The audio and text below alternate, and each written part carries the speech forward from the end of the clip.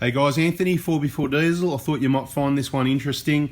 Just doing a service on a 150, and it's also an ex-mine vehicle. I'll just tell you that straight away because I just want to, look, I don't know which mine it's been in and how long, that sort of thing, but it has got electronic rust protection, and although I can pick it as a mine vehicle looking at it, it's in a lot better condition than a lot of the other mine vehicles. So let's just have a look. There's a couple other things I wanted to point out. One of them is, probably should do a separate video, the tyre wear, the under-inflation tyre wear, okay? Because the tyres have been under-inflated, I don't know how well you can see it on the video, but there's more meat left in the middle of the tread from, say, about there to there. There's more meat in this area here than there is on the edges.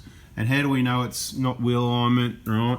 And it's not, you know, anything like that? Because it's even on all four tyres. If you look at all four tyres, there's more meat in that middle area and they're worn on the edges evenly. So it's not wheel alignment. You know, somebody said, you know, you can't do a rotate balance, you've got to do wheel alignment. Well, you know, I hear you, but these are not old cars that need a wheel alignment every 2,000 kilometres, you know. They wear the tyres really well, and this is a perfect example where it's really even both sides, and the only problem you've got there is the fact they've been underinflated. So let's just quickly have a look at the other two tyres so you can see what I mean with that. And like I said, we probably should do a separate video, but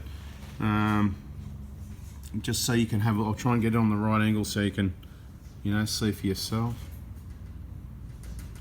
Right, so there's more meat, certainly, in that middle 2/3, if you like, than there is on the block on the outside. The blocks on the outside have got the most wear, you know what I mean? You can see, you know, I hope you can see anyway. I'm sort of saying you can see. I can see it anyway, right? So those tyres, I will talk to the client and say, hey, what do you run your tyres at? And then depending what the answer is, I'll probably suggest a few more PSI. Now, you can see here, this bash plate hasn't been fitted correctly underneath there. Someone's tried to push it up, so that needs a refit at the next major service. That little hook there is meant to be hooked into the chassis there. Right, see it's below it, right? So, let's have a look at the vehicle and pick out a few things. This has done 250, 260, 70 something thousand Ks, so it's a bit dirty, guys. So obviously it gets used, it gets driven on the roads in dirty places. It probably could do with a good cleanup, but I'm just going to show you in a quick 5-minute inspection the things that I've noticed. Now, it's got some aftermarket suspension in here. I'm not even sure what it is. Very rare, this sort of colour. What does it say on it? I don't know, but what I can tell you is this is what we see with a lot of aftermarket suspension. See the bushes chopped out? We don't see that with Dobinsons. We don't see it with OEM, right? Right, but this is definitely on these. You can see there's a bit of a sweat starting. It's not too much, right?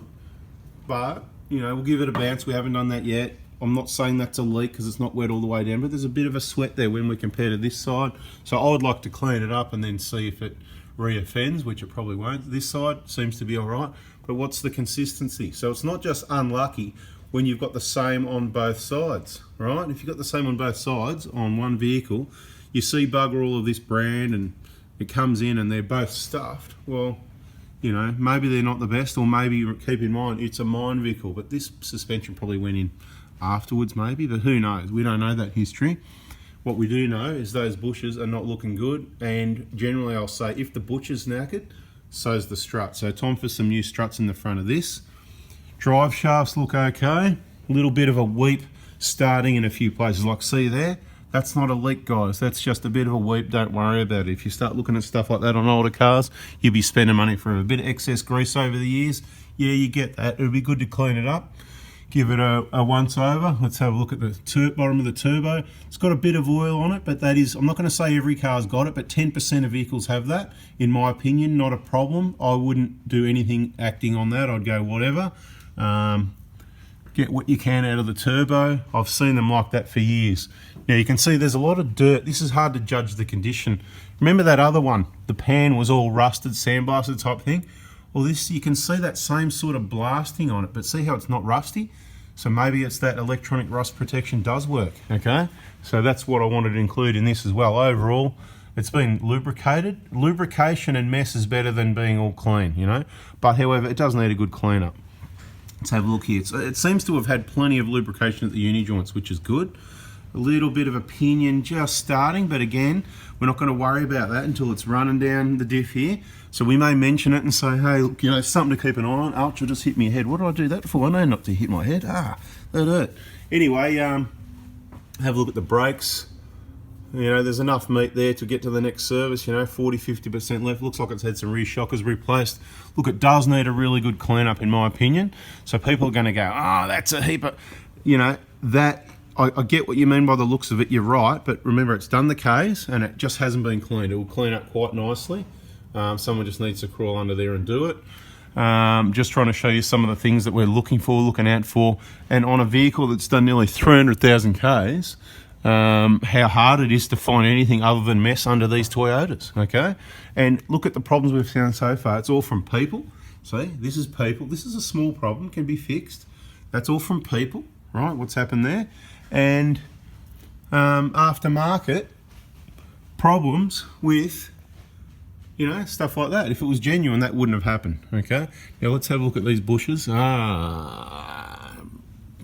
Let's see. Oh yeah, that one's split. This is a good one for you to see. Now, I've got to try and describe this to you. That is split around about 40% of the way through, right? So that's okay. They've got a little bit more left and it's time to start saving. This one is about the same, 30 to 40% of the way split through. Right, okay. They're the main things that I can check while keeping my hands on the camera and the light so you can see what's going on. We're going to check for play in the front and rear wheel bearings and the front suspension components mainly. There's not much that goes on in the rear. You can have a look at these rear upper trailing arm bushes. Generally pretty good until people change them with you know, aftermarket. You can see a bit of stress there, but that's fine, you know, unless you've got some sort of issue. I think you're really wasting your time changing those in most cases, right? Get up there and have a look, you know, generally that's what they're going to look like. Let me know in the video if you saw something. This is actually a good way to check cars. Make a video and then watch it later, because you can't get your eyes up around there. You can put this, I can put this right up in there, places where, you know, look at that, you know, and check stuff out. So that's pretty, not a bad idea. Anyway, that's this one. That's a bit of information shared. Hopefully you can see perhaps electronic rust protection does work, and you probably might want to know what brand it is. So if I remember, sorry if I don't, I'll show you what it is. I'm not recommending it. You can look, there's other ways to look after vehicles, but if it's a mine vehicle, it's probably good that if it comes and it's had rust protection, because this one overall, I'll tell you, although it looks dirty to you, and it does look very dirty, it's in quite good condition, and I think it would clean up really well for a mine vehicle compared to others. Alright guys, thanks for watching. If you got something like that, don't forget to give us the thumbs up, subscribe, and turn that bell on.